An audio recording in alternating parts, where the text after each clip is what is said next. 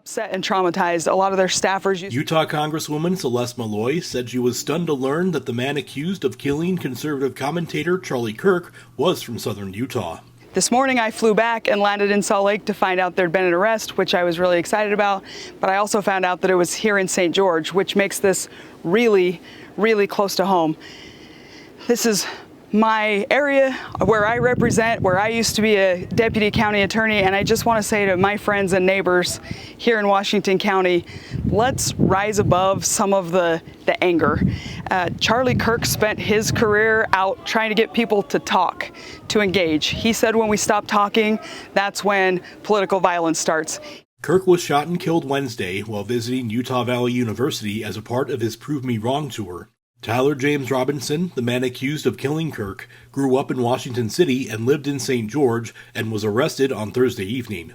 Speaking with local media Friday, Maloy urged residents to rise above the anger and step away from social media while also stressing that social media was not reality. In politics, a lot of us have really strong feelings, and that's fine. Being passionate about our political positions is not the problem. Taking that out of discourse and into violence is the problem.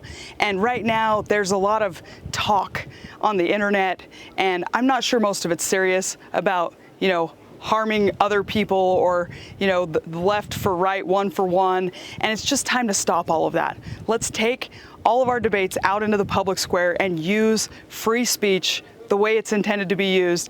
Let's keep this about ideas and policy and not hurt people. Obviously, I use social media. I don't think there's anything wrong with social media in and of itself. I don't think there's anything wrong with political engagement on social media.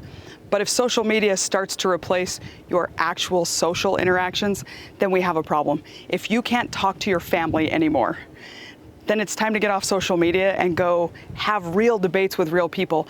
And that's what Charlie Kirk was doing. Social media isn't reality, you're right about that, but there is a human being on the other side of that. And as someone who's involved in public life, I've been on the receiving end of this. People will say awful things on social media that they wouldn't say in person, and that's one of the reasons that personal interactions are better. Maloy also expressed concern that young people may withdraw from politics after witnessing the killing, and instead urges them to become involved in public discourse and meet with people face to face.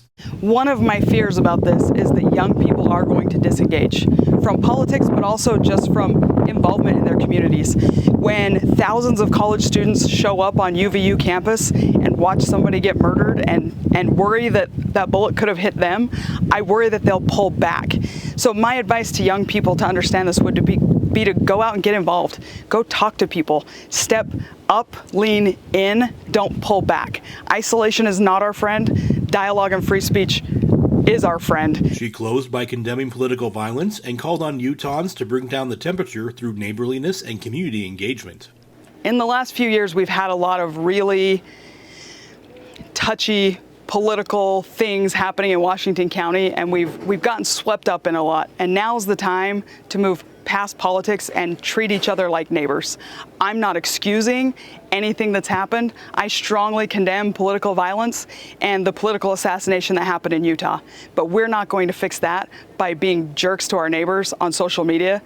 We might prevent the next one by getting out of our bubble and going and talking to people, even people we agree with, pulling them out into the real world and interacting like people who are part of a community and not individuals who are online. To learn more, read the story. This is Mori Kessler reporting for St. George News, your #1 source for local news.